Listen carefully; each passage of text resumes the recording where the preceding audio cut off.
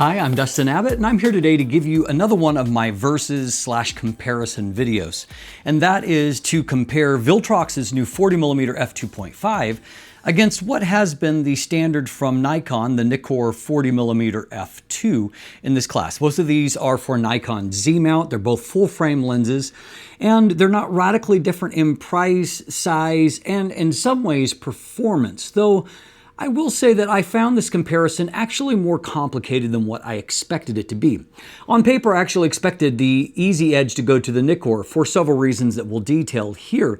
But in actuality, the real answer is a little bit more complicated.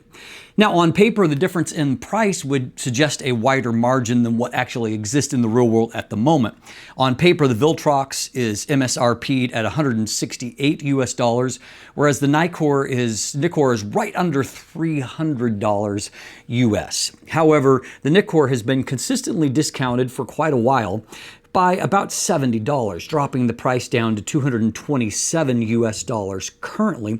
So obviously that makes the margin between these lenses much smaller, makes them much more directly competitive with each other.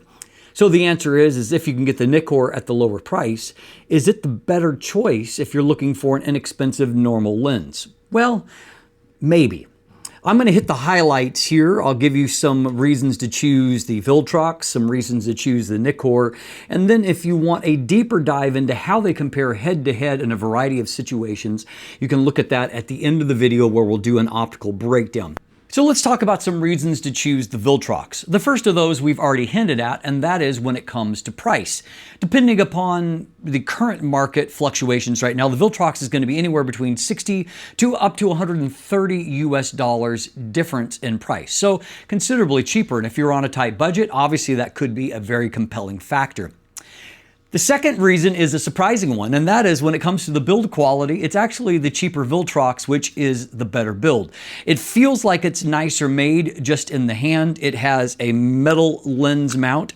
And then in a third reason that is connected here, it also includes a lens hood where the Nikkor does not. In fact, the Nikkor is not even bayoneted to receive a traditional lens hood, which means that even if you're going to use an aftermarket lens hood, you'd have to actually screw it onto the filter threads, which I think most of us can agree is not really advantageous.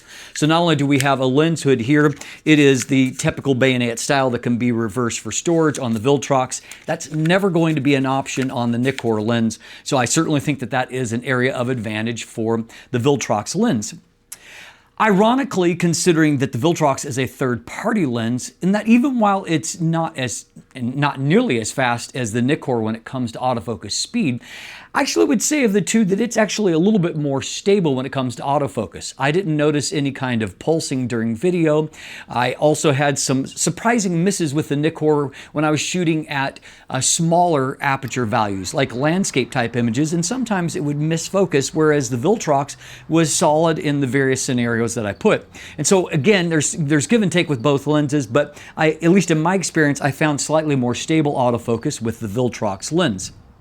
The fifth reason to choose the Viltrox is sharpness, and this one is an undisputed one. The Viltrox is clearly sharper all across the frame in terms of optical performance. It is a very strongly performing lens when it comes to sharpness and contrast for the price, and that is reason number 6. It is definitely higher contrast with more pop to the individual textures, and even when viewed at a global view, you can see the advantage for the Viltrox when it comes to overall contrast, and so it's both global contrast and micro contrast where it wins in that regard.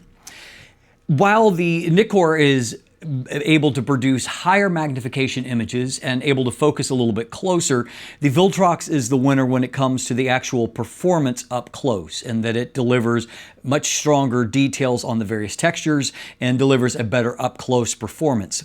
It also has considerably less vignette. Vignette is extremely strong on the Nikkor lens, and the Viltrox has a more moderate amount of vignette. It also has less fringing, particularly in real-world applications where it's a little bit cleaner in its result. And then the final reason to consider the Viltrox is really neither a strength nor a weakness. We'll call it a plus or a minus. It's about your preference. And that is that it is a little bit wider in its framing than what the Nikkor lens is. The Nikkor frames a little bit tighter, whereas the Viltrox frames a little bit wider. And you can see that even in their specifications, that the angle of view is a little bit wider on the Viltrox lens. So maybe you want that, maybe you don't want that. It's either a strength or a weakness, depending on what your preference is. So how about some reasons to choose the Nikkor lens? Well, the first of those reasons is that the Nikkor, even though it has the larger maximum aperture, is actually the smaller of the two lenses. It is only 45.5 millimeters in length versus 60 millimeters for the Viltrox lens. Now, I will note the Nikkor is 2 millimeters wider, but it's not enough to actually be significant. The more significant difference in size favors the Nikkor in that it is considerably the shorter of the two lenses. It is also very slightly the lighter of the two lenses. It weighs in at 170 grams versus 180 grams. That's 6 ounces versus 6.3 ounces for the Viltrox lens. So probably not a deal breaker either way, but if you're looking to travel as light as possible, the Nikkor is slightly the lighter lens. One key feature that the Nikkor has that the Viltrox does not is that it does have some internal weather sealing. Now, ironically, neither one of them have a gasket at the lens mount where you would typically see the evidence of any kind of weather sealing, though Nikkor does point to about 4 different seal points at other places in the lens itself, something that is missing from the Viltrox lens. Obviously, from the name itself, you can tell that the Nikkor is the brighter of the two lenses. It has a maximum aperture of f2 versus the maximum aperture of f2.5. And so it's about 2/3 of a stop brighter in terms of how much light it can let in. That's going to affect various things like depth of field and the bokeh, different qualities like that. And so a definite advantage there. Another advantage, physical advantage that it has, is that it has a higher aperture blade count. There are 9 blades versus 7 blades, and I would say that not only are there more blades on the Nikkor lens, they are more rounded. I actually find for such an inexpensive lens that the aperture iris looks quite pretty from the Nikkor lens, and that is reflected also in the quality of the bokeh it produces in certain situations. More on that in just a moment. As hinted at previously, the Nikkor lens also has a higher magnification. You can focus closer, and as noted, it frames a little bit tighter, and so it gives a maximum magnification of 0.17 times versus just 0.14 times for the Viltrox lens. And that makes a pretty significant difference, more than what those numbers might suggest in real-world results. It also has the faster autofocus. I'm actually very pleasantly surprised at how snappy autofocus is with the Nikkor lens. And so if you're looking for some speed, trying to capture some action as a part of what you're doing with the lens, obviously it's not a sports lens, but it does focus quick enough that it can keep up with most things. And so definitely an area of improvement there. The Nikkor clearly has the nicer bokeh, and I would say the overall nicer rendering of the two lenses. Images are really very visually pleasing from this lens, and some of you who have used both S-line lenses and then this Nikkor lens have commented to me since I've done my review of this lens that you actually prefer the rendering from this lens as compared to some of the more expensive S-line lenses. And so that's certainly an area of strength relative to the Viltrox. The Nikkor also has less distortion. The Viltrox has some obvious pincushion distortion, whereas the Nikkor lens is much closer to neutral, and so that's an advantage there. Finally, that kind of plus-minus factor, either a strength or the weakness, depending on your priority, this is the longer focal length of the two. And so it frames tighter than what the Viltrox does. And so if you're more interested in having a little bit more reach than you are of width in the shot, then the Nikkor is the winner there. So my overall conclusion before going into the optical deep dive is this. I found this comparison actually very complicated. I do my best when doing these to not really put my thumb on the scale in either direction, to present data to you and allow you to make a decision. I would say that's particularly true here because I actually currently own both of these lenses, and I really still don't know which one I would keep over the other. Both lenses have serious strengths and weaknesses relative to the other, and so if you're looking for a recommendation from me, I would say buy the Viltrox if sharpness and contrast are your priority.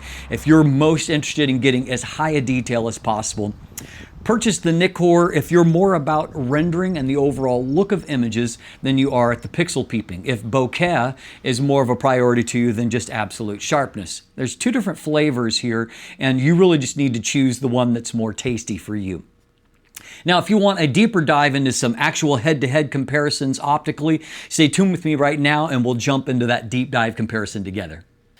All right, for our comparisons here, for consistency's sake, I'm going to keep the Nikkor on the left side of your screen and then the Viltrox on the right side. Now, looking at vignette and distortion here, on the distortion end of things, you can see that there is considerably more distortion for the Viltrox lens here. You can see that pincushion pinch there in the center of the frame, whereas the Nikkor is more neutral. On the flip side of things, though, you can see that the distortion is, the vignette is much, much heavier when you compare the two lenses, this both being uncorrected out of the camera raw images. Now, while both of these will correct okay, I did find that the Nikkor lens, that vignette is so heavy that it really isn't fully taken care of even by the correction profile. And whereas the distortion is nice and linear for the Viltrox, and so it cleans up fine, take a look at this. This is straight out of camera images for the Nikkor, and this is with the correction profile enabled. And you can see a pretty noticeable difference in the remaining vignette, even after correction, for f2 versus f3.5 here. And so that's some pretty heavy vignette there. Now, when it comes to longitudinal chromatic aberrations, we can see that both of them exhibit some fringing. Neither of them are major. What we can see, however, is that there is more obvious fringing from the Nikkor lens than what there is for the Viltrox. Now, for a quick look at sharpness, this is 45 megapixel Z8, results shown at 200%. So in the center of the frame, you can see f2. This is f2 versus 2.5, both of them maximum aperture. You can see just how much crisper the textures are on the Viltrox compared to a little bit mushier results for the Nikkor lens. The mid-frame results are staggeringly different. You can see the Viltrox is just pin sharp, whereas the Nikkor is not. And down into the corners, you can see that the Viltrox holds strong right into the corners, whereas the corners on the Nikkor lens are fairly soft. Now, if you want an apples to apples, f2.5 versus f2.5, you can see that it really doesn't change things a whole lot. It's still clearly sharper and better contrast for the Viltrox lens. Mid-frame still destroys it, and corners are similar. If we pop around here, we can see that the Nikkor does a little bit better on the left side of the frame, almost equal to the Viltrox lens. Here, the Viltrox is still stronger in the mid-frame, but the Nikkor is better than what it was. And up into the corners, again, it's still clearly an advantage for the Viltrox, but this side is a little better for the Nikkor. Unfortunately, of the two lenses, the third-party lens is the one that is better centered. Now, if we stop on down both lenses to f2.8, we can see in the center of the frame, it's not as significant an advantage, but the Viltrox lens is still sharper there. Mid-frame here is clearly favors the Viltrox still. We'll go to the left side where the Nikkor is better. It's still a little bit better for the Viltrox, though the difference isn't as significant. Popping down here, Viltrox clearly better, and over into this corner, it's close. I would favor the Viltrox very slightly. Now, even when stopped down to f5.6, we're going to see that the gap isn't as significant, but you can see Viltrox textures look a little bit sharper in this mid-frame result. You can see that Viltrox has continued to sharpen up, and it is fantastic. Down here in this corner, Viltrox still looks a little bit brighter because of less vignette, and also sharpness looks good. If you look on the right side, it's closer now. The Nikkor's better as it stopped down, but the Viltrox is still better. We'll look up at this right corner where we haven't looked, and you can see Viltrox looks better, though it is showing a little bit of lateral chromatic aberrations that aren't present on the Nikkor lens. And looking up in this corner, they're close. Not highly different there. Now, I alluded to those those lateral chromatic aberrations near the edge of the frame. You can really see the difference here. If we focus on that, definitely a lot more of those aberrations here for the Viltrox, which are lacking there on the Nikkor lens. So here you see the pros and cons for up-close performance. And so you can see that the Nikkor has the clear advantage when it comes to magnification. But we can also see is that the Viltrox does a better job up close. If we compare this text here, again, just a much better performance for the Viltrox. And while obviously they don't frame the same way, you can see as you kind of look, down into this zone, for example, that the Nikkor is not doing as good a job of maintaining a flat plane of focus, whereas the Viltrox does better in that regard. That will bear out in this comparison as well. You can see clearly Nikkor has higher magnification, but if you pop in there and look at it at a pixel level, the contrast and the detail clearly favors the Viltrox. Here's another example where I focused a little bit further away, and so you can see in this example that still the same result remains. You can see the Viltrox just is, it's pin sharp, whereas the Nikkor lens is not. But of course the Nikkor is also doing a nicer job of blurring out the background. Now, even if we compare at f2.5, we can see a couple of things when it comes to contrast. First of all, you can see the Viltrox is a little bit better in that regard, a little bit less of the fringing. You can see from the Nikkor here. There's some on the Viltrox as well, but it's less pronounced. As we look towards the defocused area, however, you can see that there is some outlining for the Viltrox lens, kind of that bubble bokeh effect, whereas the results from the Nikkor lens are just softer in general, a little bit more pleasing a background, even with identical aperture values. Here's another good example of those two things here. Now, if you look at the global contrast, the Nikkor lens looks pretty decent here. Again, I'm doing both of these at f2.5. If you punch into the micro contrast level, though, you can see just how crisper the writing and the text are, or textures are, with the Viltrox lens versus the Nikkor lens. Looking towards the background here, the Nikkor is softer, though in this comparison it's a little less obvious, but I look at this area, which is just softer, more of an outline in that area. Looking at the fringing with the window light, we can see that they're roughly equal in that regard. Now, if we look at this image, which we briefly referenced before, you can see that if we look into our area of subject, which is focused right here on this daisy, you can see the Viltrox is just cleaner. There's some bleeding around the edges on the Nikkor lens that are much better controlled on the Viltrox lens. As we move towards the defocus, initially it's not radically different, but as you start to look further into the background, you can just see more of that outlining for the Viltrox lens. It's just softer and more pleasing. You can see in this area right here, it looks busier for the Viltrox, softer for the Nikkor lens. Again, here's another real-world shot. You can see, first of all, looking at the background, there's just more outlining. The bokeh highlights are smaller and harsher on the Viltrox, softer here on the Nikkor, even though in this comparison they're both at f2.5. But again, the advantage for the Viltrox is when it comes to contrast and the detail, which is clearly favors the Viltrox versus the Nikkor lens. We'll look at one more example, which I think tells the story quite well here. So here, shooting at f2.5, we can see that if we look in at the bottle here, which is our focus point, you can just see the contrast on all these little specks of dust that are on there, much cleaner on the Viltrox. So that's a clear advantage for the Viltrox. But if we pan this way, look at this zone, at how much busier the bokeh is from the Viltrox versus how much softer it is from the Nikkor lens. And if we move over into this area, which is a little bit busier still, again, the Viltrox lens is just not nearly as pleasing in the background, whereas the Nikkor lens is just much softer. This area here, I think, really tells the story.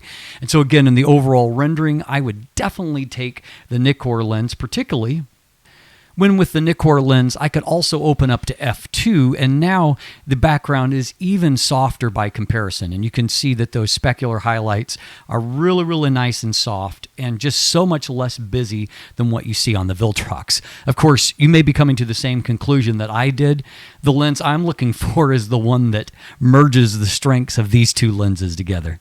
So you've made it to the end, and I hope that the information that has been presented here has given you a little bit more insight into which one of these lenses is going to work better for you. And as you've looked at these images side by side, maybe there's one that has consistently stood out to you as being more pleasing.